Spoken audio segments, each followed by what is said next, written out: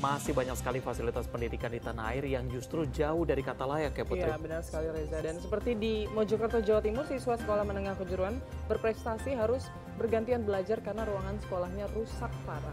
Sementara di Polewali Mandar, Sulawesi Barat, siswa sekolah dasar harus belajar di dalam ruangan kelas yang sekaligus menjadi gudang buah coklat.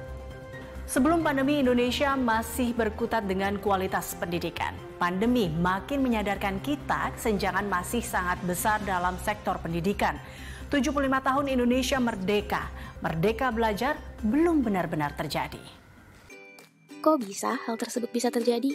Ternyata ini dia penyebabnya. Yang pertama, kemiskinan. Tidak dapat dipungkiri, faktor kemiskinan merupakan faktor utama penghambat terwujudnya pendidikan yang merata, sehingga warga menjadi kesulitan dalam memenuhi kebutuhan pendidikannya. Yang kedua, kualitas pendidikan. Kualitas pendidikan yang menghambat hak peserta didik dalam menempuh pendidikan yang layak meliputi kualitas dan kuantitas guru. Guru memiliki peranan penting dalam proses pembelajaran pada pendidikan formal. Guru sebagai sumber daya aktif memikul tanggung jawab yang cukup berat terhadap keberhasilan pemenuhan hak peserta didik dalam mengakses pendidikan. Kuantitas guru pada daerah yang sulit dijangkau juga perlu menjadi perhatian pemerintah. Ketimpangan jumlah guru di daerah terpencil dan di kota besar mengakibatkan tidak meratanya kompetensi peserta didik. Yang ketiga, sarana-prasarana. Sarana dan prasarana juga memiliki peran yang cukup penting dalam terciptanya pendidikan yang layak dan merata. Sarana dan prasarana ini meliputi ruang belajar, tempat berolahraga, tempat beribadah, perpustakaan, laboratorium, termasuk penggunaan sistem teknologi informasi dan komunikasi. Yang keempat, geografi. Pembangunan yang belum merata di daerah luar Pulau Jawa juga menjadikan pendidikan yang layak belum mampu diberikan secara merata ke seluruh warga Indonesia.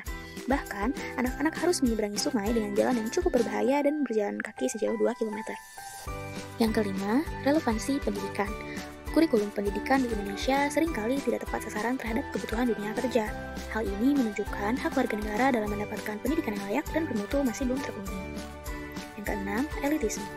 Elitisme dalam pendidikan merupakan sistem penyelenggaraan pendidikan yang hanya menguntungkan beberapa kelompok masyarakat yang mampu.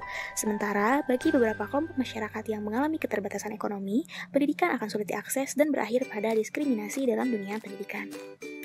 Yang ketujuh, manajemen pendidikan.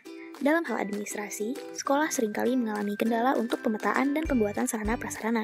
Padahal, sarana dan prasarana yang layak dan memadai merupakan hak warga negara dalam memperoleh pendidikan. Lalu, apa sih dampak yang akan ditimbulkan jika warga negara tidak mendapatkan pendidikan yang layak? Yang pertama, bagi peserta didik. Peserta didik memiliki keterampilan yang terbatas, tidak dapat bersosialisasi dengan baik, serta tidak memiliki daya kontrol kehidupan yang stabil karena tidak adanya wadah pembentukan diri yang layak bagi peserta didik. Yang kedua, bagi negara.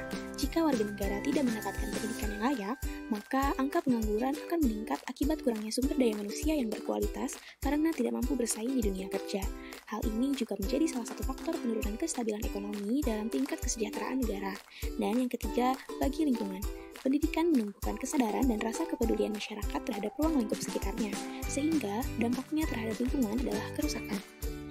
Padahal, perlu kita ketahui, hak dan kewajiban warga negara sudah diatur undang-undang loh, sebagaimana Undang-Undang Dasar 1945 setelah amandemen pasal ke-31 menerangkan bahwa setiap warga negara berhak mendapat pendidikan, dan setiap warga negara wajib mengikuti pendidikan dasar dan pemerintah wajib membiayainya.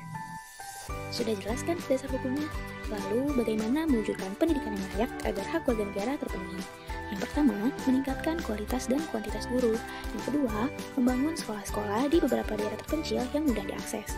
Yang ketiga, pemerintah diharapkan membuat kebijakan tentang satu kartu keluarga, satu beasiswa.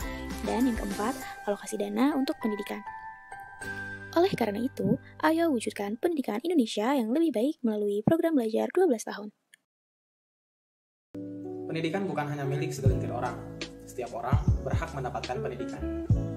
Pendidikan merupakan upaya untuk mencerdaskan generasi bangsa agar memiliki budi pekerti yang baik dan memiliki kemampuan untuk melahirkan SDM yang unggul berdaya saing tinggi. Mendapatkan fasilitas yang baik merupakan hak bagi setiap peserta didik guna mendorong mereka untuk semakin maju dan berkembang. Menciptakan lingkungan pendidikan yang layak adalah tanggung jawab seluruh pihak dengan perannya masing-masing.